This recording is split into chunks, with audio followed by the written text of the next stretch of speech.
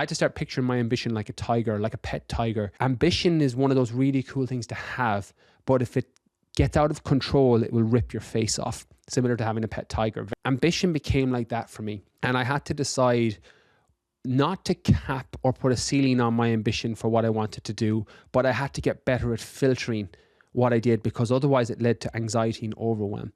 And my tool for that became my 97-year-old rule. What would I regret on my 97-year-old deathbed not doing? Good morning, good afternoon, good evening. I'm Brian Keane, 4-time best-selling author, creator of The Circle, the online group mastermind for fitness pros. Normally here to help you by deconstructing expert guests on all things health, fitness, and mindset. But with the transition into more solo-based podcasts for 2026, we are going to talk about mindset today and things that will cross over into fitness, that will cross over into relationships, that will cross over into business. And that is 6 lessons I wish I learned 10 years ago.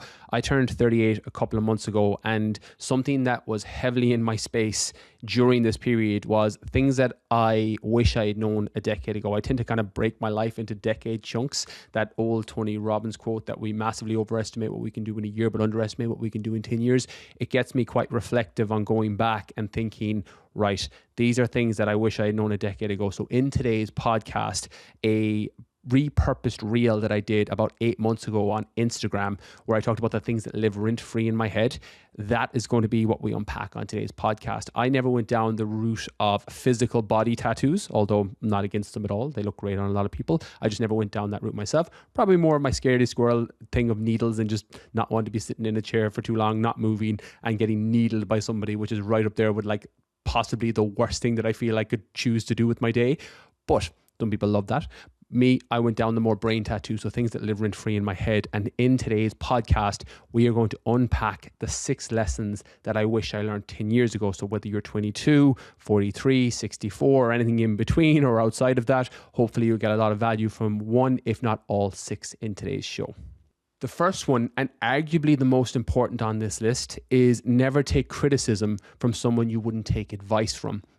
I've historically said on the podcast and in books, particularly the mindset books, Rewire Your Mindset, Rewriting Your Story, both of them are behind me here. If you're watching on YouTube, Brian Keane Fitness, I've said don't take advice from people you wouldn't switch positions with. And in 99 out of 100 cases, that's really good advice, because something that I've learned through my fitness journey and my business journey, I think there's a lot of parallels with those two things. And anyone that's listening to this that runs their own business or is self-employed, or you have a company, or you're an entrepreneur, you're into fitness, you're going to get a lot of parallels in your life. And something that I didn't quite get, especially in the early stages of my fitness journey, and then later on, a decade later with my business journey, is that people are going to offer advice and opinions, whether they're in a good position to do so or not. And as soon as I let go that this was just something people do, it made life so much easier, because not all opinions and not all advice is created equal. And my filter for that, because it became too much. I remember when I started my fitness journey first, I joined a gym at 16, and then from 16 to 20, I was getting advice left side, right side. Don't lift weights, they'll stunt your growth. Don't lift weights, they'll slow you down for football. Don't eat that. Protein will kill you if you eat too much of it. Don't eat all that chicken at one meal, your body can't digest it. And all these things that were either sound bites from something that people had read, or were cognitive beliefs that they had grown up with and didn't realize is that there were biases they were projecting onto me, although they weren't informed on their opinion. Having done closing in on 600 episodes of this podcast, more if you count all the bonus episodes, something that's a trend with expert guests that I've spoken with in all different fields, from relationships to business to fitness to health, is experts normally have a "it depends" lens, meaning that they want context before they offer any advice. And what normally happens when you're making a life decision, whether that's fitness, health, business, relationship, is people are coming in with that "you need to do this" mindset, which is so interesting, because having interviewed so many of those guests, you never get an expert saying that. They will always say, it depends on X. It depends on Y. What's the context for 1? What's the context for 2? And then they'll offer their opinion on potential avenues, paths, or routes that people can take. What happens with the advice coming from other people, and I think the Dunning-Kruger effect really plays into this. The Dunning-Kruger effect, for anyone unfamiliar with that framework is that people with a small bit of information are dangerous because they think they're experts.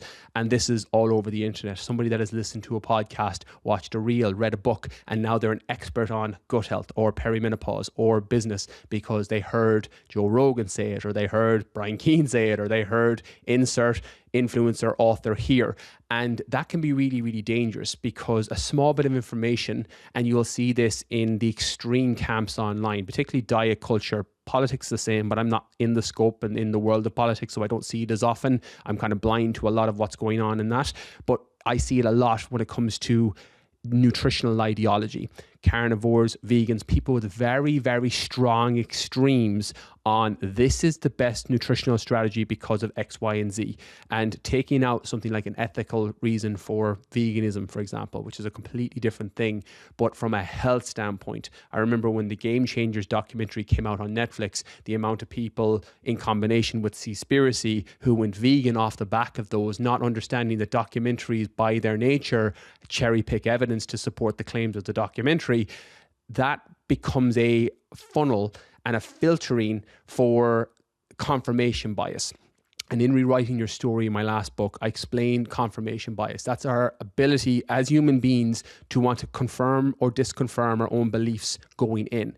And you'll see this as simple as the way you Google a word or the way you Google a phrase. So if you want to confirm your belief and say, is meat unhealthy, for example, if you search Google or ChatGPT for is meat unhealthy, it will give you all the reasons that it's unhealthy. It's the same way as if you Google is meat healthy, it'll give you all the reasons why it's healthy. Again, coming back to the gray and things not being black and white when it comes to nutrition.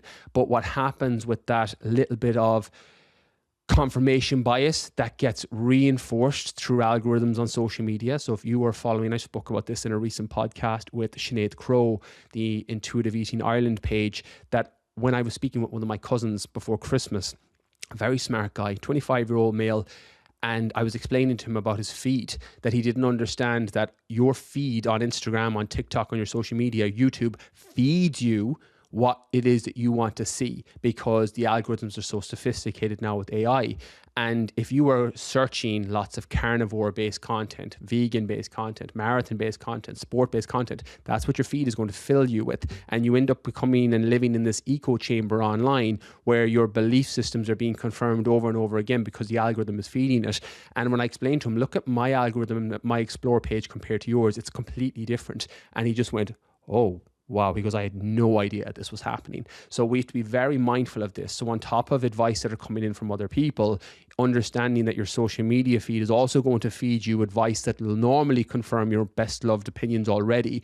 And one of my favorite quotes that I live by, another brain tattoo, is the Aristotle quote that the sign of an educated mind is the ability to entertain a thought without accepting it. When you move into expertise in your area, whatever that is for you in your personal life or your professional life, you will start to be able to filter things better. And you'll read something, see something, hear something and go, that's applicable to me, that's not. In the early stage, you have to protect that ecosystem. And something that I've recommended on the past in Q&A episodes, normally around social media in particular, but when you're looking to improve your knowledge or education in any particular area, you want to guard what information is coming into your mind on the front end. It's in the 0 to 1 point or stage of a journey because you don't know what's good information and you don't know what's bad information. The analogy I've given in the past is I have been working with people in fitness for 13 years. I've evolved now slightly out of that for 2026, working more in business and helping health, wellness, and fitness pros build their business, building out the Circle, which is my online group mastermind community, as opposed to fitness coaching. But historically, I've had 13 years working with people in fitness coaching, longer if you include my own personal journey on that. So I have a lens and a filter that I can read a piece of nutritional advice, fitness advice, training advice and go, well, that's not true. That's cherry picked. That's lacking support. That's not applicable for me, etc. But there's other topics that I don't know if the information is good or bad. The example I've used in the past is cryptocurrency. I invest and I go more on kind of the stock, the real estate, the stuff I understand when it comes to financial investments. Cryptocurrency is something that, one, I don't have any interest in, but two, I don't know what information is good and what's bad. So if I'm following someone on YouTube or a podcast or online, if somebody's saying you need to buy this coin, you need to do that, I can't filter that information because I don't know what's good advice and what's bad advice. So you have to protect the 0 to 1 when you go into business, when you go into a new relationship, when you go into a new fitness journey, and audit the people that you're following and the information you're consuming. Because if you don't program your mind will be programmed by the information that's coming into it. It's just the way that our brains process information. And this comes all the way down to other people offering advice. And the reason I've evolved it to never take criticism from someone you wouldn't take advice from is because sometimes criticism is really beneficial. I always think of criticism like constructive and destructive criticism. We've heard, and most of us will know the frame, constructive criticism, trying to improve.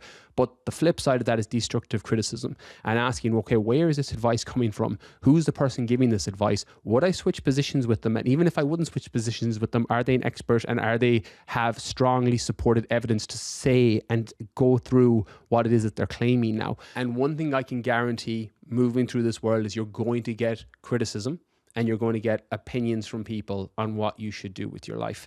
And if they're not in the best position to offer that advice, then I would seriously consider just taking it and going, okay, I'm good. The example I used in rewriting your story is Indian food. I dislike Indian food. It massively disrupts my gut. History of IBS and Indian food, spicy food in general, doesn't work well for my system.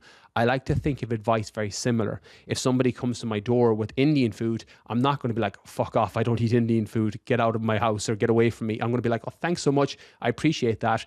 And then when they go, I'm more likely going to chuck it in the bin or give it to somebody else. That's what advice is like. You can take it on board and say, thanks, double thumbs up, appreciate that. And then you let it go because it's not going to be serving for you. Number 2 on this list, and probably the most difficult one for me to adopt personally, and that is, if it costs you your peace, it's too expensive. This one is extremely difficult to dissect and unpack, because sometimes you have to trade short-term peace for long-term peace. It's what I call micro imbalance for macro balance.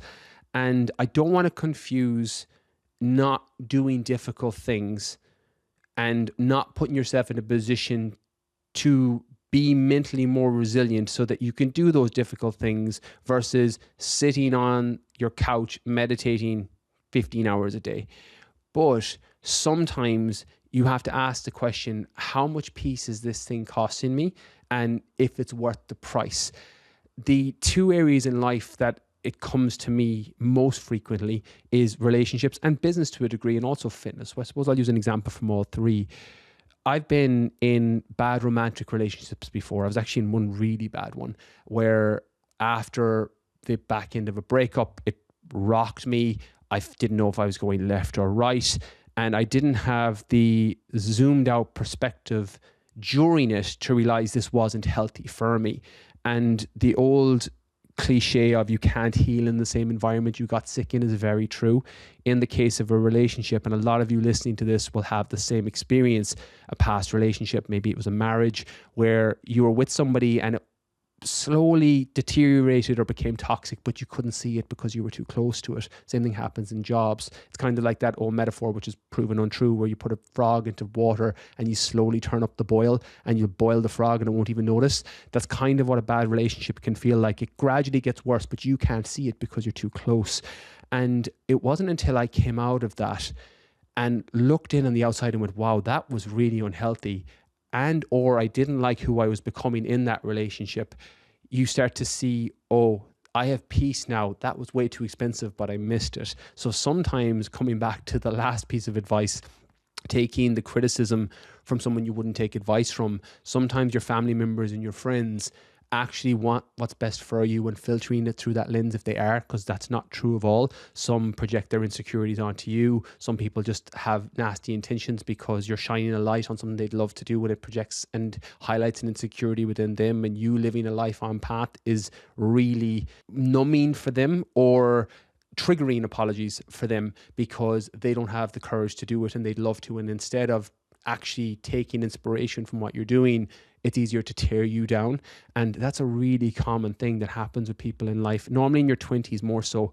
if you have awareness around this, you tend to weed a lot of those out in your 30s and your 40s, but it's very common in earlier life, although some people will still have examples of this, unfortunately. But again, awareness is key. You can't solve for a problem you have no awareness around.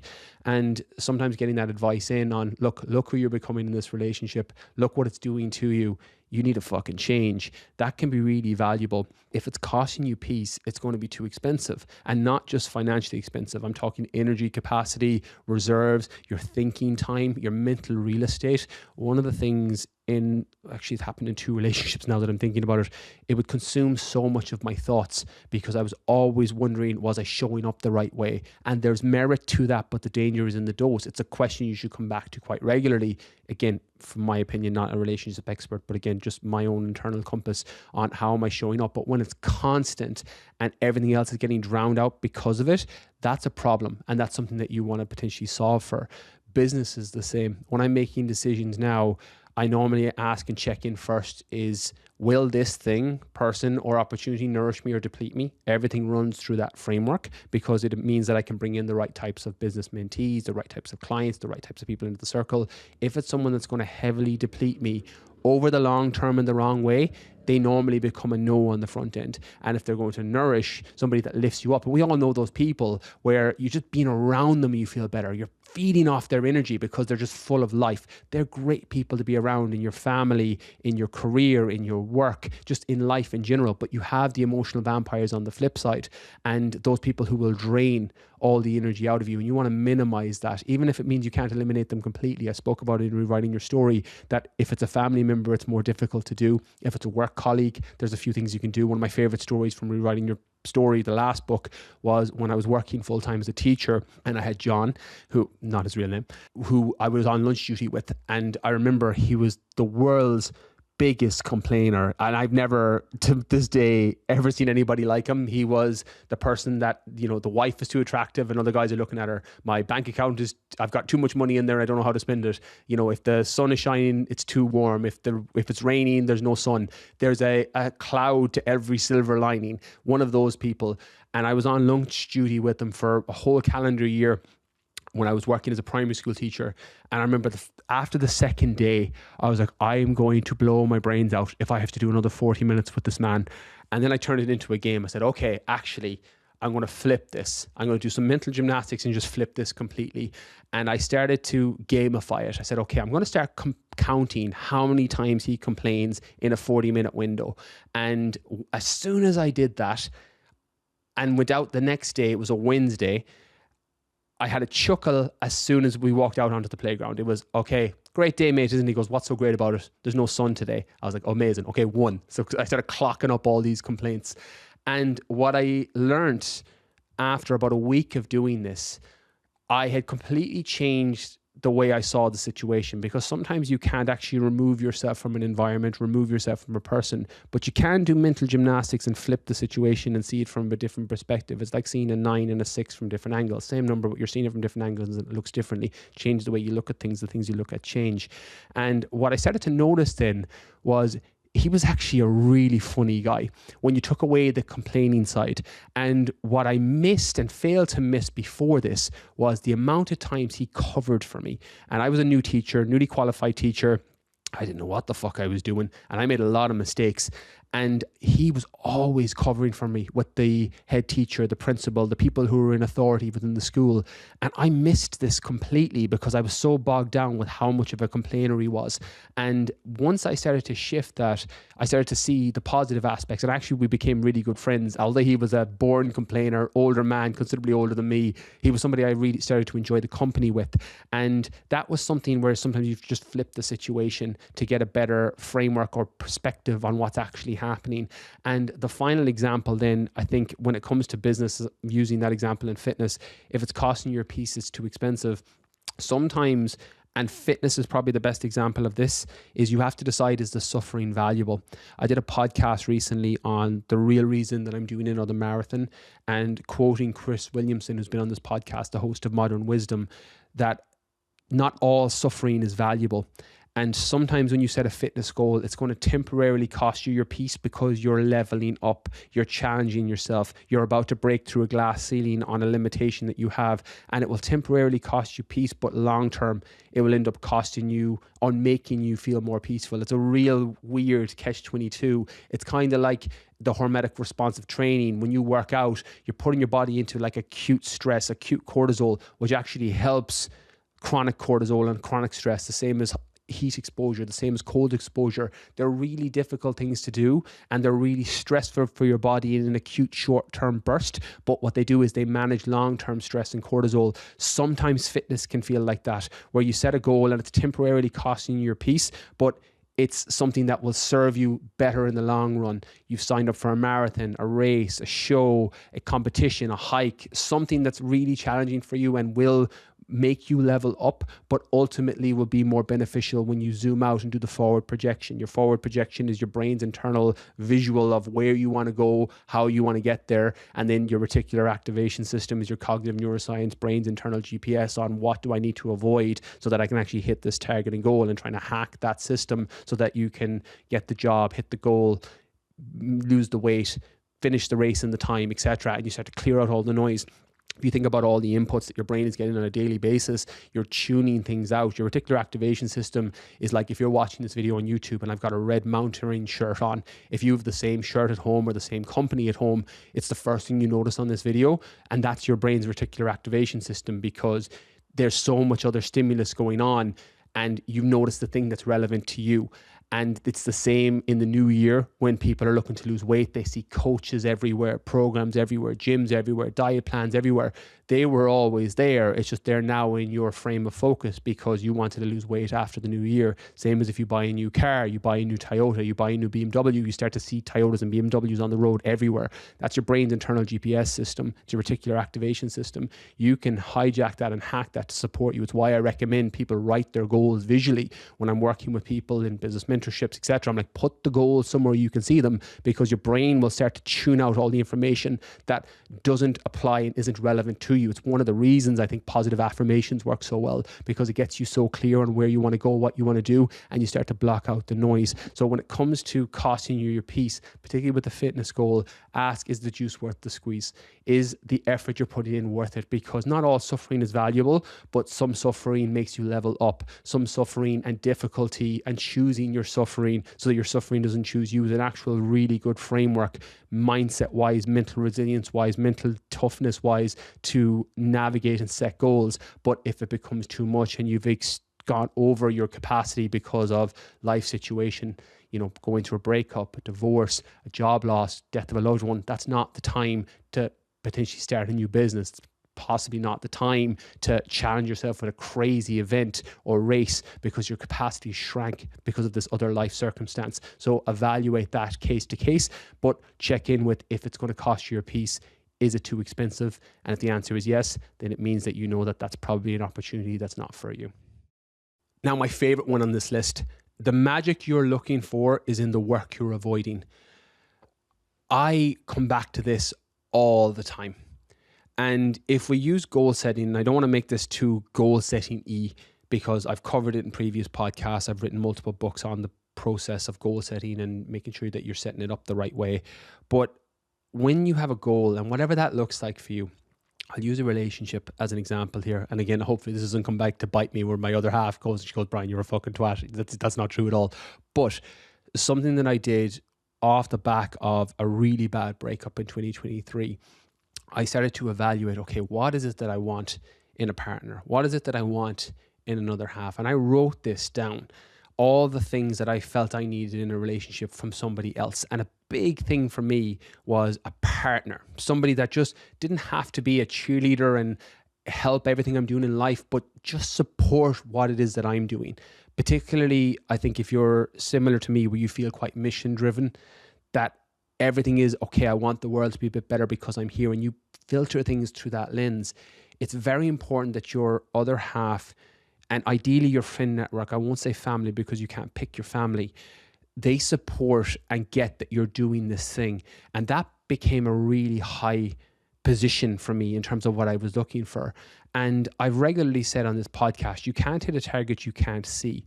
And sometimes things like relationships, particularly romantic relationships, are difficult because your 100% is still only 50%. You're still only one half of an operating system versus something like a fitness goal that's largely you. You put in the reps, you put in the sets, you put in the miles, you get the results. Same with business. You show up, you do the content, you do the lead reach out, you set up your funnels correctly. You're going to get the results. You're going to make the money. You're going to help people in the way that you can help them and serve them the most.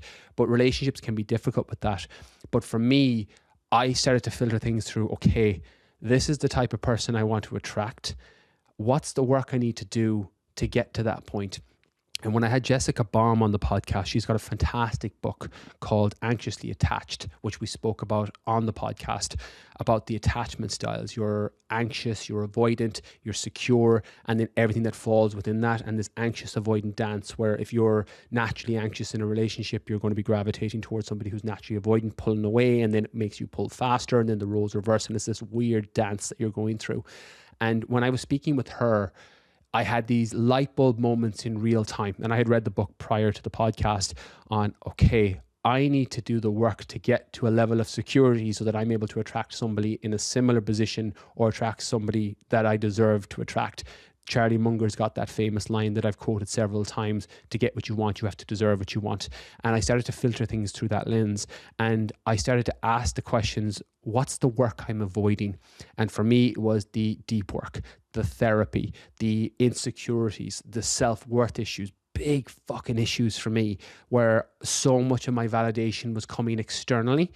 And I fall into this trap in the early days of social media where external validation was big for me. If I got likes on a post, if I got views on a post, on a reel back in Snapchat days and Facebook days, I felt really good. And if it did poorly, I felt really bad. And all my self-worth was tied to the external validation coming in from the outside. I spent years working through the business side so that didn't happen, so that it was all data and feedback in terms of if people were liking it, commenting, it meant it was connecting. If they weren't, it meant it wasn't. And it was data and feedback for me. I was able to remove the emotional attachment to it. But relationships still eluded me in that side. I felt worthy if my partner felt loved. I felt worthy if they were giving me time and attention. And what I started to bring awareness to in terms of a blind spot was that nobody can give you that. Nobody can give you security. You can be in a secure relationship with a secure individual, but you can't get that grounding and security from somebody else. Or if you do, it means when they go, if they leave, if you break up, you're going to lose all that. And then it'll feel like the rug of the world has been pulled out from underneath your feet. And that's what happened to me. So I started to look at, okay, what's the work I'm avoiding? I need to do this self-worth work. And that led me down therapy, plant medicines, journaling, different modalities, difficult conversations with friends where I'm like, okay, look, your objective on the outside, apart from the connection that we have as friends, what the fuck haven't I seen? Like, and filtering it through that. I've had Orla O'Flaherty on this podcast several times, one of my best friends. Orla became a great lens for that. Paul Germany's also been on this podcast several times. People who I trust, who I know, who I love, and who will give me honest feedback on, you showed up this way, you didn't show up that way. And sometimes you just miss your blind spots. And once you know that this is where you want to go, you can put in the work. It's exactly the same with a fitness journey or a business journey. What you want to have happen is nearly equally proportionate to the amount of work you're putting in the correct direction. Now, you obviously want to do the correct work. Going harder and faster in the wrong direction just gets you to the wrong place quicker. But if you were directionally correct with your fitness goals, your nutrition, your training, etc., your business, your financial numbers, your lead generation strategies, your service and deliverables, if you're on the right path with that, on the right track, the missing gap is normally the work you're putting in. And sometimes the magic you're looking for in the transformation or change you want is in the work that you're avoiding. Number 4, you can do anything, but not everything. Focus. My favorite acronym for focus is follow on one course until success. And something I had to come to terms with about a decade ago, around age 28, 29, was you can do or have nearly anything, but you can't be, do, or have everything. You have to choose. And there's an opportunity cost for everything you're saying yes to. You're by default saying no to something else. And one of my favorite lines that my mum told me when I was about 16 was when you stop chasing the wrong things, you give the right things an opportunity to catch up. And that hit my soul when I was 16 years of age. And it's been a navigational internal compass since then. And sometimes you don't know if you're chasing the wrong thing, relationship, job, fitness, etc. You actually have to make the mistakes. And living firsthand experience is what gives you the feedback to use that failure for feedback so that you don't make the same decisions and mistakes going forward. Decisions, not a real word, decisions going forward. And that sometimes is the anchor point you need when you're trying to decide what it is you want to do. And in economics, that opportunity cost of you can't spend this same euro on a bar of chocolate and a packet of crisps. You have to spend it on one or the other. You can get more euros and spend it by multiple things, but you can't spend the same euro twice. Opportunity cost is like that. And a lot of life decisions can feel like that. You can do anything, but you can't do everything. And you have to decide what's the highest priority. One of the most underrated questions that I put to myself regularly, and I put to a lot of people I work with, is what the fuck do you want to do? Like, it's such a, again, extreme example with a swear, but what do you want to do? What is it that makes you happy? What makes you feel fulfilled? What nourishes you? What do you want to do? And generally, if I get somebody, and I'll use business as an example, but it's a metaphor for life. If I'm working with somebody to help improve their business, and particularly if they're high achieving, they're already established and they're looking to go 6 to 7 figures, or they're looking to scale their 6 figures and get the time back in their life, I will ask, well, what do you want to do? Like, what do you want your business to look like? You get to decide what do you want to have it look like, and then we reverse engineer that. Sometimes it's not going to be feasible or possible for a whole host of limitations, but in a lot of cases, it's just a self-limiting story that holds people back. And putting that filter and lens in what do you want to do? How do you want your body to look? How do you want your business to look? How do you want your relationship to look? You can't hit a target you can't see. So at least set the goal high. And that old cliche that if you aim for the moon, you'll at least land amongst the stars, to quote Winston C. Clement. You can do anything, you just can't do everything. And you have to focus. And in the case of life, and I'll use myself as an example, I had a conversation with Paul Germany. I don't think we've recorded it on the podcast, but something that happens as you move and become more proficient in different areas of life is things become what I say automatic, but the term is new normal. And when you think about bringing something that's difficult to you now into your new normal, it means that you can set it, forget it, put it on a minimum effective dose and move on to the next thing. And for me, fitness was the example. By the time I was 25, 26, I had been working out for more than a decade at that point. And fitness had really been put on automatic for me, especially the training side. I still had to do a little bit of work with nutrition. I had a lot of disordered eating patterns, particularly around the time I was competing in bodybuilding shows. But the training side was more or less fixed. I knew what worked for my body. I knew where I could push things. I knew where I had to scale back. But it was more or less set and forget. I didn't have to think about it anymore. And that opened up capacity to then switch into business. So when I set up my own business when I was 24 and full-time when I was 26 years of age, I already had my fitness pillar done, addressed. It was on automatic. I didn't have to think about it. It took very little cognitive effort for me to stay in physical shape. But business then became the new thing. I had to read the books, listen to the podcast, work with the mentors, join the masterminds. I had to consume a lot of information and get myself to a point when that became automatic. And then by around age 30, about 5 years later, that was set. I was making good money. I understood business and the operating systems for how it worked. And I could take that skill set and put it into any area because I understood the baseline, first principles, foundation of how business worked. And that's when I started to switch into things like relationships, where I'm like, okay, this has always been an Achilles heel for me historically. I'd go through relationship after relationship. It would fail for this reason, that reason. Normally my avoidant tendencies in terms of attachment style and getting really close and then pulling away, and the patterns were repeating themselves. And when I started to understand I was the common denominator, I spoke in Rewire Your Mindset that if one person calls you a horse, it's on them. 2 people call you a horse, it can be a conspiracy. 3 people call you a horse, it's time to get a saddle and some hay. if you are the common denominator and the same thing's happening to you over and over again, you're going coach after coach after coach after coach, you're going diet program after diet program after diet program, relationship after relationship after relationship, and it's the same problems, different people coming in but not solving for the solution, there's a good chance you're the common denominator and you're the thing that needs to be addressed and fixed. Around age 30, I started to see that I was the common denominator with romantic relationships. And then I started to put a lot of work into that area. Now, hopefully, again, I can't speak because your 100% is still only 50%, but you start to get a little bit more confident with that, and then you can move into another area and focus attention elsewhere. For me, the last year has been shifting things towards the business mentorship, towards the circle, towards serving more fitness and health pros and physiotherapists and people who are looking to get that freedom back or grow their business.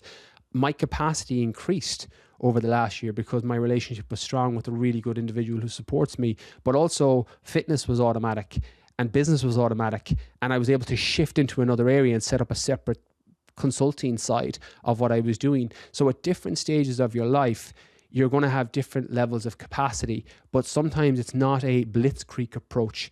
It's not a go after everything at once approach. It's a sniper rifle, not a shotgun. You're not trying to have a million pellets in a million different directions. You're going sniper focused on one area. I want to improve this. I want to lose weight. I want to set up the business. I want to improve my relationship. I want to be a better mother or father, husband or son, or husband or wife, whatever it is.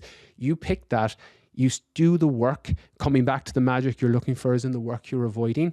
And then at some point, it will become your new normal. At some point, it will become automatic. And then you can move on to the next thing.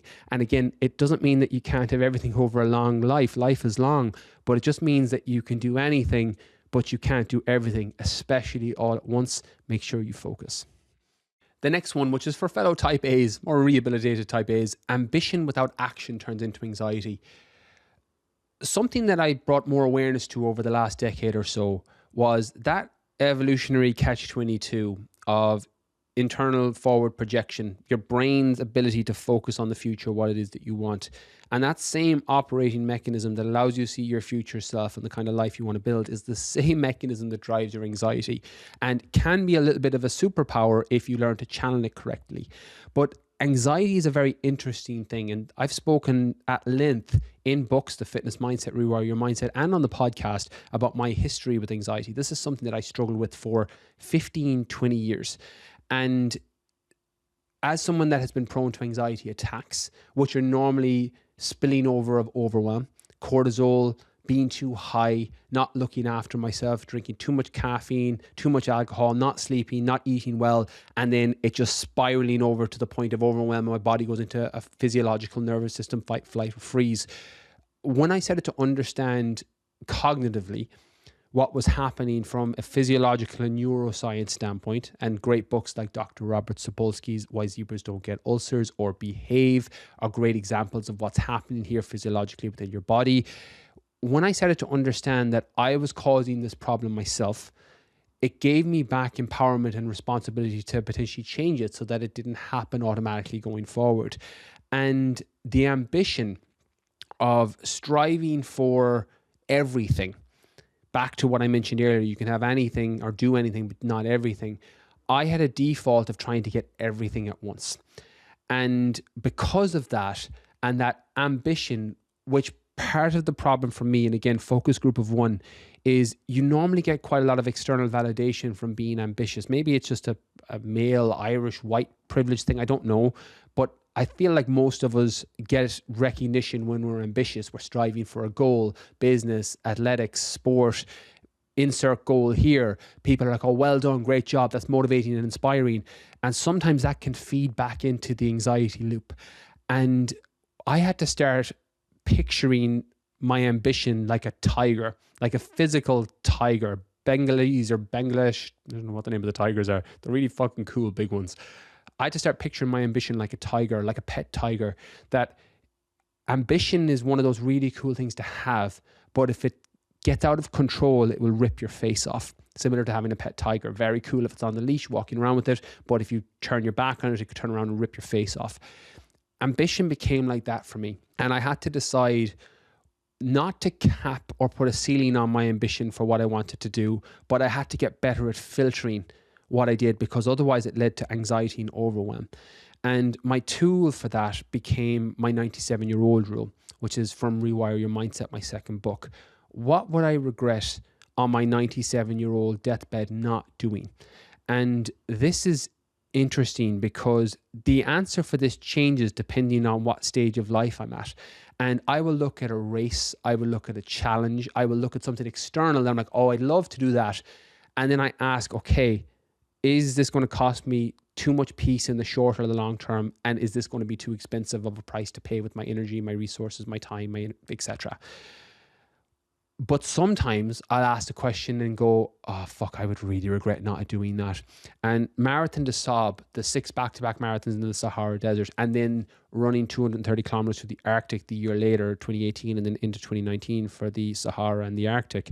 Both of those were 97-year-old deathbed decisions. They were both decisions, and I'm like, I would love to do something that physically difficult. And I need to create more capacity in my life so I can do that. Holly, my daughter, was very young at the time. I was single at the time. My business was doing very well. I was able to bring in staff who could work with clients, and I was able to put things back onto a minimum effective dose. So I had the capacity to do this extreme challenge.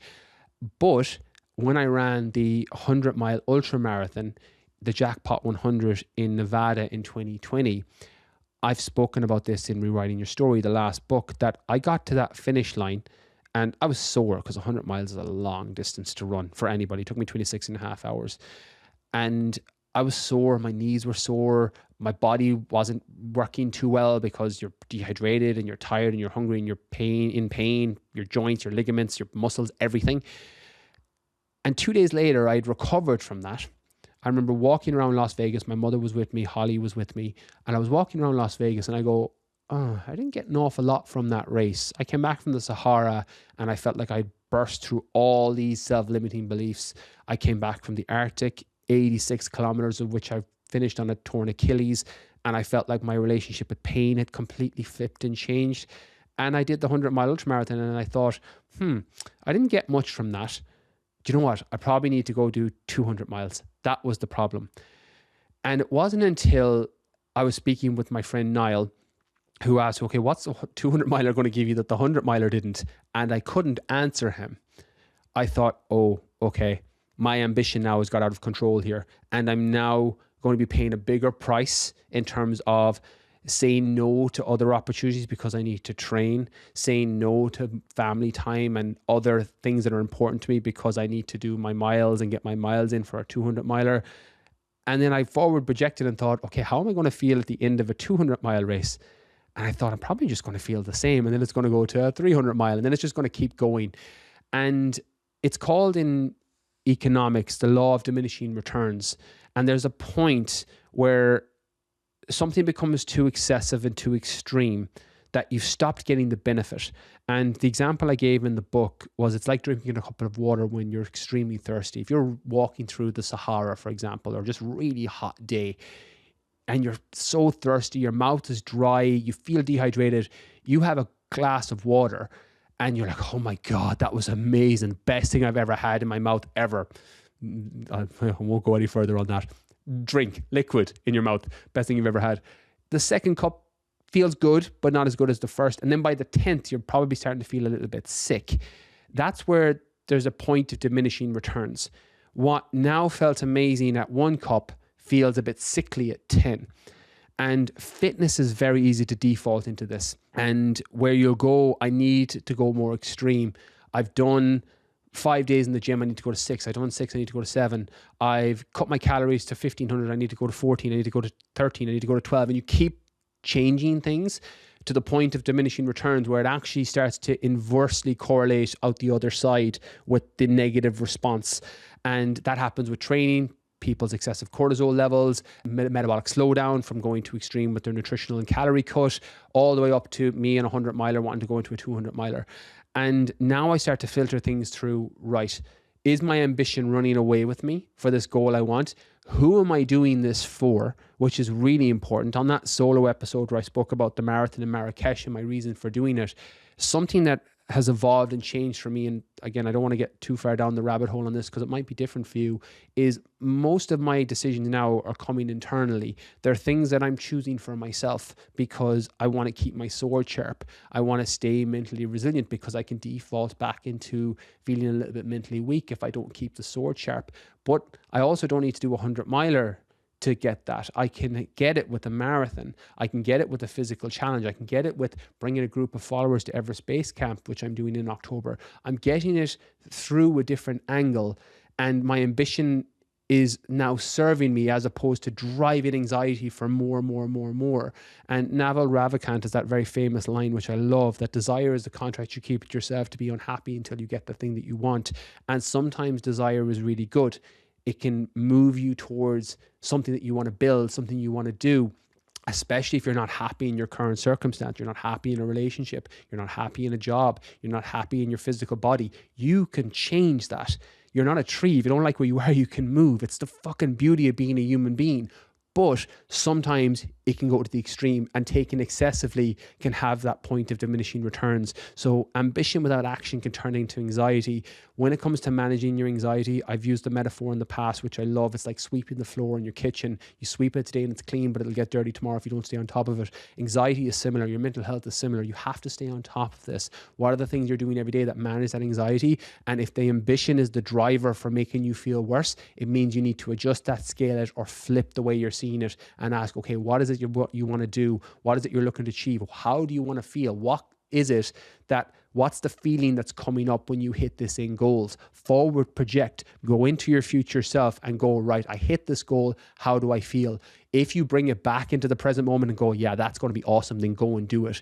If you bring it back into the present moment and go, fuck, that's going to take me a lot of time, energy, and effort, and that juice isn't worth the squeeze, then it might be time to reevaluate it. And finally, no risk, no story. I feel if I ever write an autobiography, I'm going to call it No Risk, No Story, because it literally exemplifies my entire life up until this point, I think. Some good, some bad, some ugly, but all valuable in some shape or form. Something that is worth thinking about is the storytelling aspect of what kind of life you want to live. It's Hero's Journey 101, to quote Joseph Campbell. You're the hero on your own journey. And that Harley Davidson quote, when you're writing the story of your own life, don't let anybody else hold the pen. Combining those two things together, you get to decide what kind of life you want to live, what kind of story you want to write. But it mostly comes with risk. And the biggest decisions I've made in my life, and I've definitely don't have 100% strike rate on this. I would say probably a 50% strike rate, which again, I'm comfortable and happy with, is when you're making decisions, normally the biggest glass ceiling breakers, or the things that you are so glad that you did, or in the biggest risks that you took. The approaching that guy or girl who became your husband or wife, or saying yes to that date to the person that became your husband or wife. Leaving that job that was safe and secure because you felt called to something else. Going away from the comfort of eating and moving a certain way to pushing yourself out of your comfort zone to get a body or physical appearance that you want and think will help you in this skin suit of running through the world in a leaner, stronger, fitter way. They all come with risk. They come with, I'm not content with where I'm at. I want to cross the chasm on this other side, but I got to fucking jump to do that. There is no story without risk. And the secret becomes in your risk management and having a filter for that. My filter, which I'll share, which might be useful, is what's the upside? What's the downside? Can I manage the downside? That's risk management 101. I run all financial decisions through that, business decisions through that, life decisions through that. What's the upside of asking out that person you're attracted to? What's the downside? They possibly say no. Maybe they block you if you did it online. They throw a drink in your face if you did it in a club and they thought you were just being really weird. Can you handle the downside? Some embarrassment, some awkward, some feedback and data for how not to approach it in the future? Yeah. The risk-reward ratio is completely in favor of a potential success story in that scenario. The exact same as leaving your job. it took me, it was 3 attempts. This is attempt number 3 for setting up my own business, because I went broke twice from making stupid mistakes, trying to look the part without being the part, getting branded kit and business cards and having no clients, not working with the mentors and the coaches and people who could cut my learning curve. Every mistake you can make, I think I made it, particularly with business. But ultimately, I weighed up the downside of leaving a safe and secure teaching job with the upside of potentially doing something that I can grow and scale and impact people on a bigger level, but also something that I feel like I would do for free. And when I went into one-to-one personal training, fitness coaching in the early days, I couldn't believe I was getting paid to work with people in the gym and transform their bodies and physiques. I'm like, oh my God, I can't believe people are giving me money for this. And the filtering of that became the worst case scenario. If this personal training fitness business, which has now evolved over the years, fails, I can go back teaching. I have my teaching degree. I have everything I need to go into that career path. So that was the worst case scenario. And could I handle that worst case scenario? Yeah. At least I'd have known that I went after this thing and it didn't work. I got lucky that attempt number 3 worked well, because when I failed the second time and went broke and had to go down the back of my couch to get money for the bus so I could go to the bank to get an overdraft to pay my rent that month in London, like I was so defeated during that period. I was like, I am fucking done. I'm out. I'm not cut out for this self-employed personal trainer crack. I'm just going to go back teaching. And then I had one of the girls in the school, Zoe, I'll never forget her, prepping for a wedding, and she's like, look, I heard you're a personal trainer. And I was like, Zoe, I don't do that anymore. That's something I tried, it didn't work. And she's like, please, I'm too nervous to go to a gym. Can you just help me? And I started training her in the park for free. And then she started getting great results. I was looking at her nutrition, and she's like, please, you have to take money for this. She was like, I'm taking your time. Look how much weight I'm losing. I feel amazing. And then it was in that moment I thought, oh shit, I'm not a bad personal trainer or a fitness coach. I'm bad at business. And I now had awareness on the problem that I had to solve for. And that becomes a completely different reality shift. But ultimately, there is no risk, or there is no story without the risk. So once you know that, you can decide, okay, this is the thing I want to do. This is the goal I want to go after. And sometimes the juice is worth the squeeze. Sometimes it isn't. But if you're running through that 97-year-old deathbed, what would you regret on your deathbed? Because you're going to die someday. Memento mori, to quote the Stoics, every man must die, every woman must die. What are you going to regret someday? Nearly always there is going to be risk in that decision. And in my experience, and I'm so biased, so please just take this with a pinch of salt, every major risk I've taken, even the ones that didn't work out, have nearly always been worth it, because their feedback and data for what didn't work going forward. The failed relationships got me clear on what I was looking for. The failed business ventures and going broke twice got me really strong and good with finances and made me see the gaps in my knowledge. The failed diet programs, the failed training, it's all feedback on what didn't work. And now you have more information to plug in going forward so that you can set yourself up for success in the future. So those are 6 lessons I wish I learned 10 years ago, brain tattoos that follow me through to this day.